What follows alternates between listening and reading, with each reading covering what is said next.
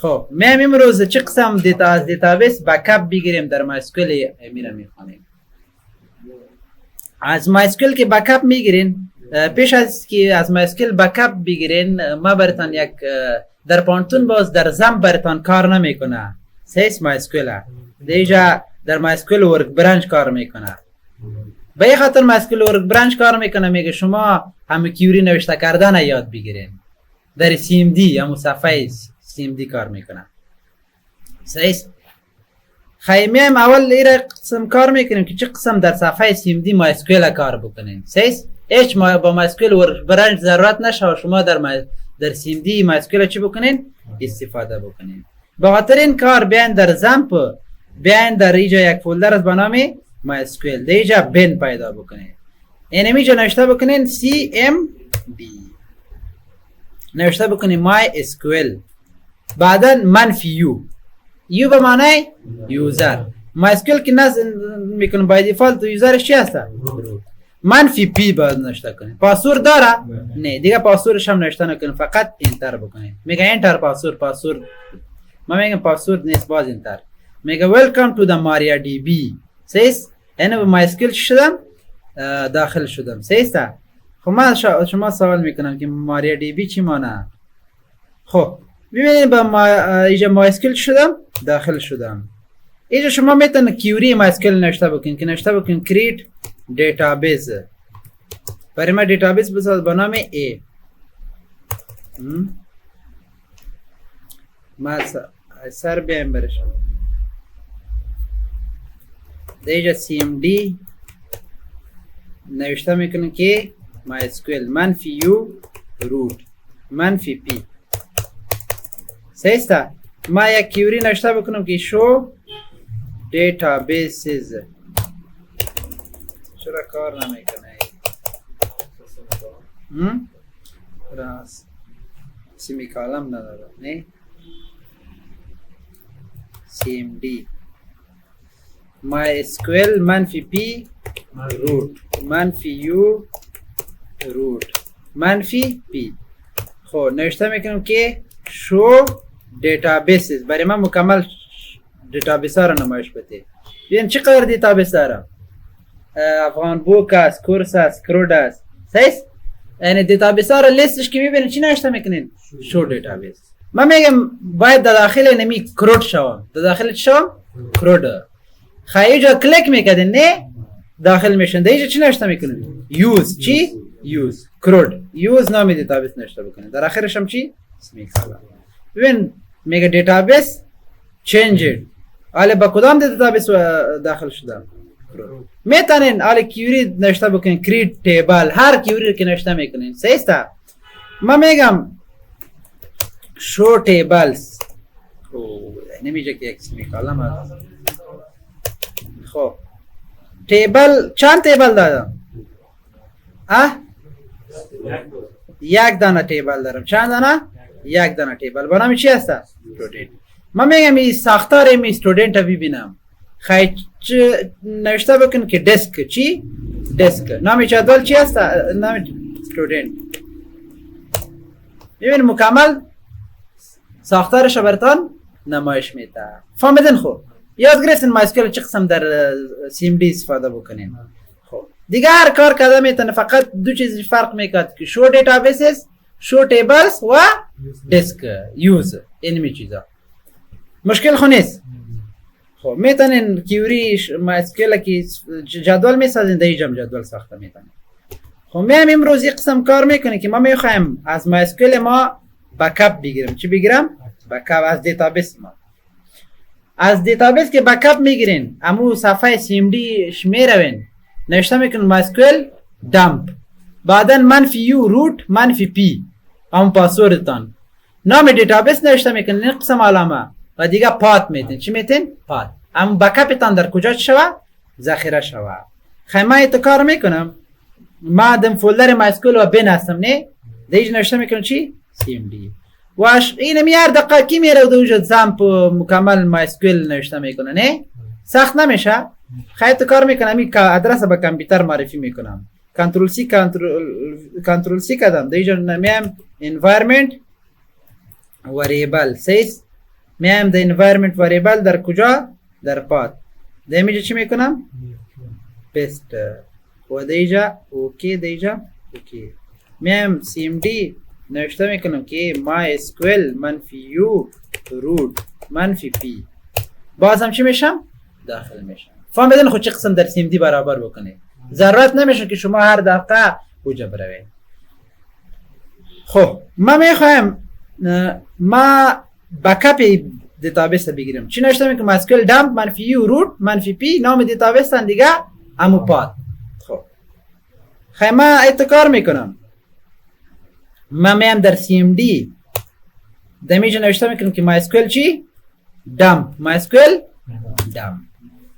dump که نوشته میکنم بعدن چی منفی u root منفی p دیگه چی نوشته میکنم نام دیتابیس از کدام دیتابیس ما بکاپ بگیرم کرود بود نه نام دیتابیس ما چی بود کرود و دیجا کدام علامه میتین اینمی علامه سیس دیگه بکاپ نام بکاپتان ما میتونم که کرود دات اسکویل ام نام فایل بنام چی باشه کرود دات اسکویل امو دات اسکویل ضرور است که شما بتین انتر کلیک میکنم انتر پاسورد انتر میکنم اتومات بکاپ گرفته شد این کجا گرفته شده باشه به نظرتان انده ببینید در درایو سی فولدر یوزر واسق نظری و نموجه گرفته شد به این خاطر که ما دموجه هستم خیلی ما ایتو کار میکنم ما میم در درایو سی در یوزرز در اینمیجه نوشته میکنم که کرود دات اسکویل دیجا آمد یا نامد ما ایرا باز میکنم و در ایرا در کجا باز کنم در ویس کود باز بکنم بیایم ایجا مکمل از تیبلایش هم بکاپ گرفته شد از کجایش گرفته شد دیگه از دیتایش یک رحمت داشتیم دوجا نه از رحمت هم بکاپ گرفته شد اگر شما دیتابیس مکمل دیتایش دلیت شد اول دیتابیس میسازین بعدا اینمی کیوری دوجا چی میکنین پست و یک قسم هم میشه که از طریق cmd را پس چی بکنین رستور بکنین پس از بکاپ که دیتا میگن او را رستور میگه چی میگه رستور خورم میخوانین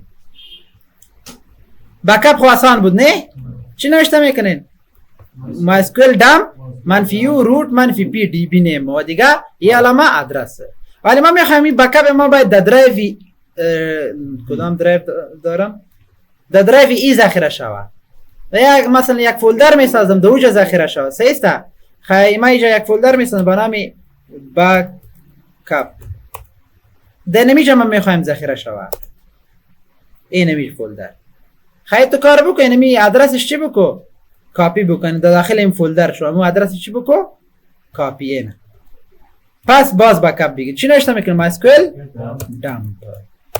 mysql dump یک جایی بعد دیگه منفی u root دیگه منفی p نام دیتابیس ما چی هسته کرود دیگه ای علامه دیگه ادرس نوشته میکنیم خب اما ادرس دیگه ما پیست میکنم در درایو ای بعدم یک فولدر از بنام بکاپ بعدم سلش میتونم خیلی بنام چی بساز مثلا b dot چی sql فهمیدن خود چی کار کردم انتر میکنم بعدم انتر اگر ما دیجا بیایم اتومات برای ما چی گرفته شده بکاپ گرفته شده اکستنشن چی میتین sql میتین فهمیدن خب میتون دیگه اکستنشن بتین ولی پس اگر رستور میکنه اگر اکستنشن sql نباشه باز نمیشناسه سیس مشکل خو نیست یاد گرفتین خب خو یک قسم بکاپ بود ای از تنها ای قسم که شما نوشته بکنین با شما براتان از ساختار جدول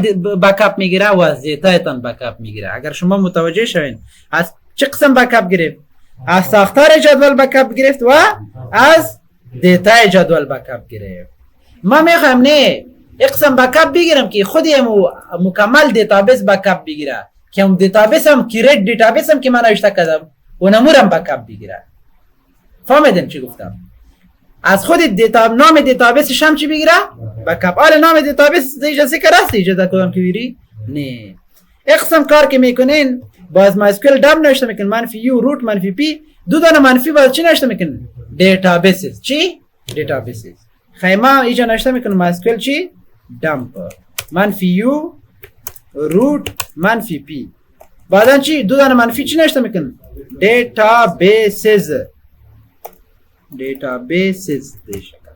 بعدا چی نوشته میکنیم؟ نام دیتابیس ما چی هست؟ بعدا چی؟ اینمی علامه. بعد هر جا که بکاپ میگیرین همونجا ذخیره میکنیم. ما میگم در درایو ای در فولدر بکاپ برو، بعدا میگی که full.sql. فهمیدین چی میگم؟ انتر میکنم دیجا برای ما full.sql ایرم باز میکنم براتون. چه قسم بکاپ گرفته شده؟ همون create database و use crude مکمل بکاپ چی شد؟ گرفته شد. فهمیدین خوب؟ مشکل خو نیست قسمت. من میگم در داخل MySQL ما چقدر دیتابیس کی هست مکمل از همه دیتابیس ها بکاپ بگیرم. تنها از کرود نمیگیرم، از هر دیتابیس ما میخوام چی بگیرم؟ بکاپ بگیرم. خیلی تو کار میکنم. ما نوشته میکنم MySQL dump چی؟ منفی u root بعدا منفی p دیگه دو دانه منفی چی نوشته میکنم؟ all databases بعدا این علامه همو ادرس فایلتان. ما میگم که a.sql آلش برای ما تقریبا 20 دانه دیتابیس ساختم و شاید دیتابیس مثلا پروژه خود ما تقریبا 20 جدول داره. در 20 جدول تقریبا 100 نفر است. ایرا ما انتر بکنم به نظرتان چقدر وقت بگیره؟ اینه کیوری تا که جامعه شاید در کامپیوتر دو درایو جام هم نداشته باشم. اینه کانکشن سیستا خور سرور کیوری اجرا کردن تانیست سیس ما اگر دیجا بیایم اینه 2 GB است کایی بقدر سیس فهمیدن خود چه قسم میگیریم مشکل خو نیست. ما میگم اقسم بکاپ بگیرم فقط از ساختار بکاپ گرفته شود، از دیتاش گرفته نشود، فقط از چی؟ ساختار خو میفهمین چی ما هدف ما، یعنی از دیتایتان بکاپ نگیره، فقط از چی بکاپ بگیره. بازیش چی نشته میکن؟ دو دانه منفی نو دیتا چی؟ نو دیتا. اینمی خیلی نمیرم ما کار میکن دیگه رایش باز دو دانه شما کار بکنید. MySQL چی؟ دام منفی u root منفی p با دو دانه منفی نو دیتا نام دیتابیس کرود. بعدا اقسام علامه همو ادرس نوشته میکنه که استرکچر هر قسم که نوشته میکنه دات چی اسکویل انتر میکنم تا که بکاپ برای ما گرفته شود. کنکشن میگه دست دادیم خب MySQL خاموش شد. سیس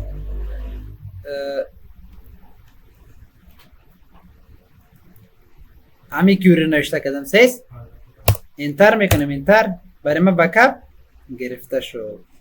اگر ما بیایم دیجا بکاپ دیجا structure.sql ایرم باز میکنم براتون.